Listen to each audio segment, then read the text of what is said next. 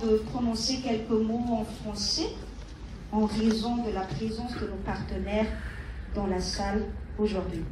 Monsieur le sénateur de Madagascar, représentant, Monsieur le président du Sénat de Madagascar, Monsieur le rapporteur de la CENI, Monsieur le secrétaire général du ministère de la Communication et de la Culture, Monsieur le directeur de cabinet, Messieurs les directeurs généraux, Monsieur le secrétaire général de la Commission malagasy pour l'UNESCO à Madagascar, Monsieur le coordinateur résident du système des Nations Unies à Madagascar, Messieurs les représentants de l'UNICEF, de l'UNFPA et de l'OMS à Madagascar, Madame la coordinatrice de l'antenne de l'UNESCO à Madagascar, Madame la présidente de GEPIM, Madame la présidente de l'Ordre des journalistes de Madagascar, chers journalistes ici présents et à qui est dédiée la journée d'aujourd'hui, honorables invités, mesdames et messieurs, je suis la latine,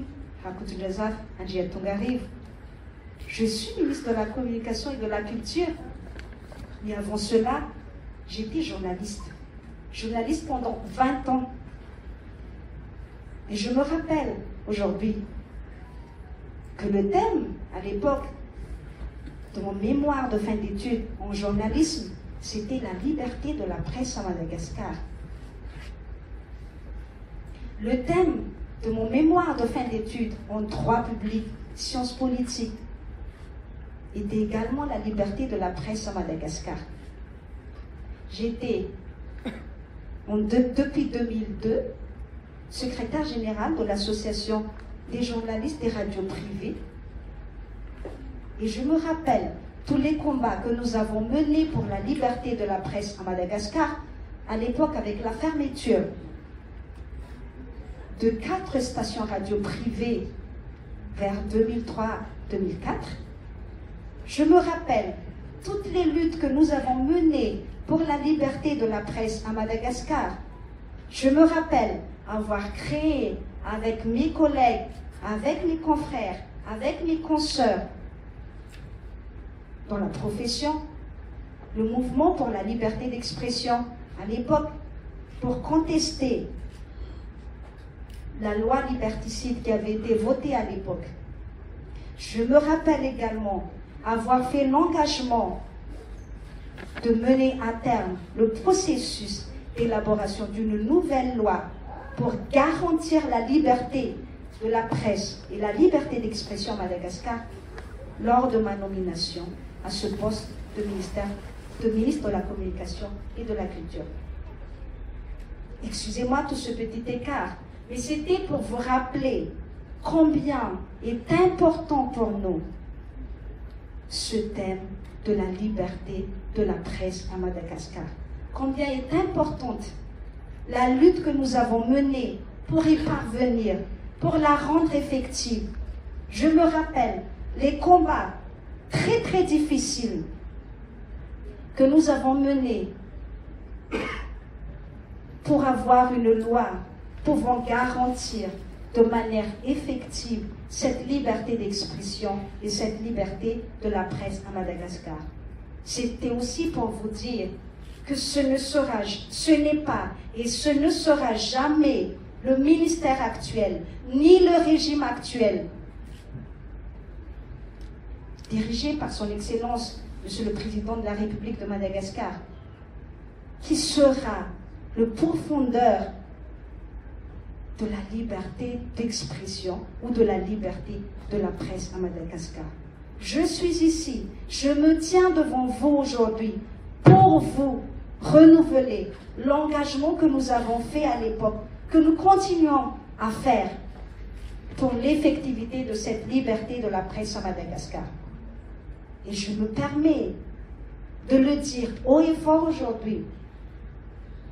Depuis ma nomination en 2019, depuis l'avènement de ce régime, il n'y a jamais eu de journalistes emprisonnés pour délit de presse à Madagascar. Je le répète, aucun journaliste malagasy n'a été emprisonné pour délit de presse à Madagascar. Tous les journalistes qui ont dû être poursuivis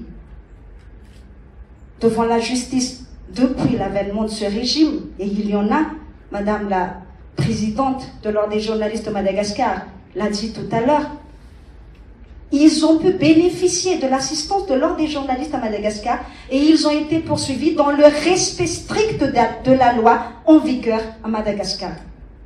Depuis l'avènement de ce régime de Andry Rajoelina, il n'y a jamais eu de chaîne ou d'organe de presse ou de journal qui aurait été fermé par le régime ou par le ministère de la Communication et de la Culture, qui assume aujourd'hui encore les responsabilités de l'autorité nationale de régulation de la communication médiatisée, fermé pour cause de divergence d'opinion ou de point de vue avec celui du régime en place. C'est faux, c'est totalement faux. Et je le répète, je le réitère aujourd'hui. Et je peux le dire avec beaucoup d'humilité, mais non sans fierté, que la loi que nous avons élaborée, que la loi que nous avons fait voter, que la loi qui a été promulguée par le président de la République le 1er septembre 2020 est la meilleure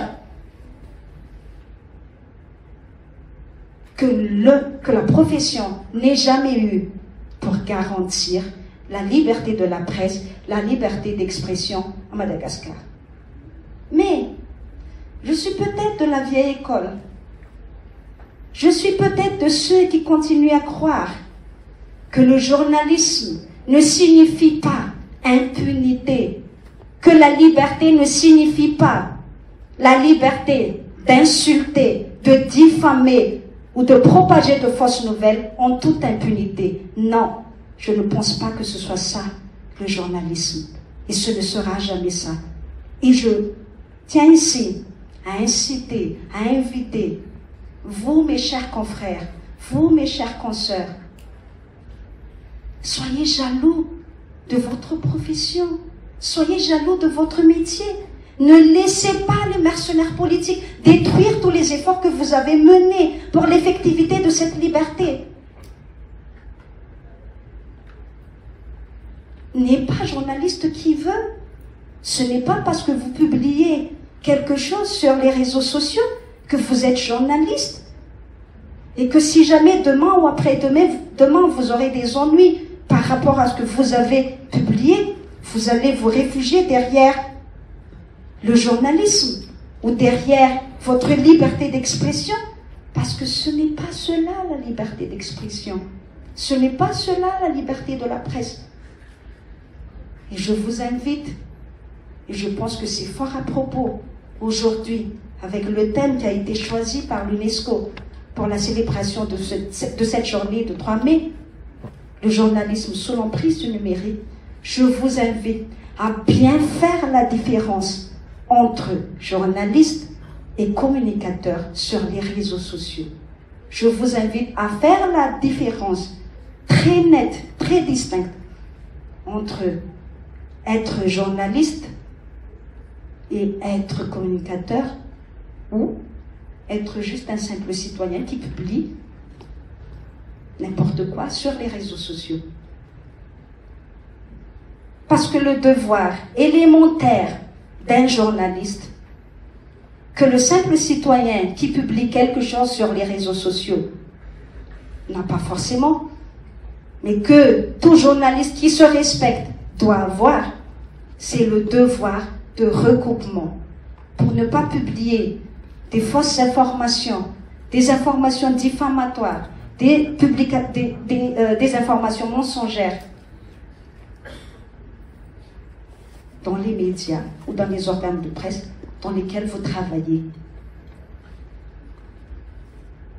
Comment nous préserver de l'évolution absolument incontournable des réseaux sociaux ou du numérique? J'ai été très très optimiste tout à l'heure quand j'ai entendu les journalistes qui ont été interviewés dans le cadre de court reportage qui a été diffusé au tout début de cette cérémonie. J'ai été très optimiste quand je les ai entendus dire 2 choses très importantes. Premièrement, qu'ils reconnaissent que les réseaux sociaux ne sont pas des sources d'information fiables. Et c'est tout de même élémentaire. Et deuxième chose, encore plus importante, qu'ils admettent que les journalistes se doivent de procéder à ce travail de recoupement absolument indispensable à tout travail professionnel de journaliste. Et je suis très très optimiste, je l'ai dit, je le répète, parce que je me rends compte que les journalistes malagasy sont donc conscients de l'évolution du numérique, mais les journalistes malagasy, d'après le peu que j'ai pu voir dans ce reportage, ne se laisseront jamais étouffés par l'évolution du numérique. Parce que les journalistes malagasy sont conscients de la nécessité d'être professionnels dans leur métier, de la nécessité de se former aussi dans leur métier, mais, et c'est surtout le plus important, de la nécessité de faire la différence entre les Facebookers, les citoyens Facebookers et les citoyens journalistes. Je ne peux qu'être optimiste. Et je me dis, le thème qui a été choisi par l'UNESCO, très fort à propos d'ailleurs, ne peut que renforcer cette conviction des journalistes malagasy de faire tous les efforts possibles, tous les efforts nécessaires pour ne pas être engloutis par ce monde du numérique qui ne cesse d'évoluer et dans lequel d'ailleurs, dans l'environnement dans lequel nous devons nous adapter. Chers journalistes, chers confrères, chers consoeurs, comment y arriver? C'était la question, la problématique qui a été posée tout à l'heure dans le reportage. La réponse est toute simple, mais elle est vraiment toute simple. Il suffit de maîtriser la loi qui nous régit. Je peux vous le garantir, si vous maîtrisez la loi qui nous régit, la loi qui régit votre profession, notre profession, soyez sans crainte. N'ayez aucune inquiétude. On ne sera jamais dépassé, ni englouti, ni étouffé par le numérique, quelle que soit son évolution, parce que nous, on sait qu'on sera des journalistes responsables et professionnels. Voilà en quelques mots ce que je voulais vous faire passer comme message aujourd'hui. Et je profite vraiment de cette occasion pour le rappeler, pour le dire, pour le réitérer. Le ministère de la Communication et de la Culture a fait tellement d'efforts depuis 2019 jusqu'ici pour l'effectivité de cette liberté de la presse, mais la liberté de la presse exige également des responsabilités et des devoirs de la part des journalistes. Des responsabilités et des devoirs de respecter l'éthique et la déontologie, de respecter les normes, comme l'a dit monsieur le coordonnateur, résident du système des Nations Unies, mais des responsabilités également de respecter la loi qui nous régit, la loi 2020-006, que je vous invite à maîtriser, à apprendre par cœur, à en faire votre livre de chevet. Parce que c'est ce qui fait que vous êtes un journaliste libre, que vous pouvez bénéficier de cette liberté en toute quiétude. Avant de terminer mon allocution, parce que je pense qu'elle a été suffisamment longue, je tiens ici à féliciter tous ceux qui ont participé à ce Trophée Média Awards 2020 que nous n'avons pas pu récompenser l'année dernière à cause de la crise sanitaire, mais que nous avons aujourd'hui la joie et le bonheur de célébrer à l'occasion de cette journée du 3 mai.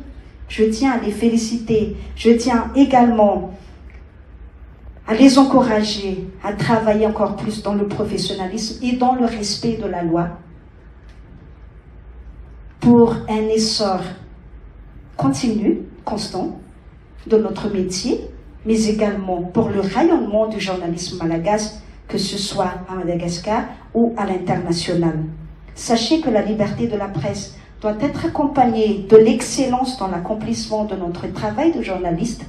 C'est aussi un des objectifs du ministère de tutelle, d'accompagner les journalistes dans les formations que le ministère a développées l'année dernière et pour lequel d'ailleurs j'invite encore nos partenaires techniques et financiers à nous épauler, à nous soutenir pour la pérennisation de ce programme.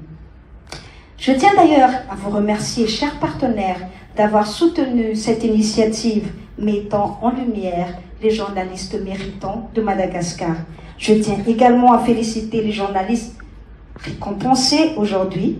Merci pour vos travaux et bravo pour vos recherches. Et encore une fois, les Media Awards honorent l'excellence en journalisme et nous espérons bien évidemment pouvoir rééditer le concours pour les prochaines années à venir. Vive le journalisme libre, responsable, professionnel à Madagascar. Mesdames et messieurs, je vous remercie.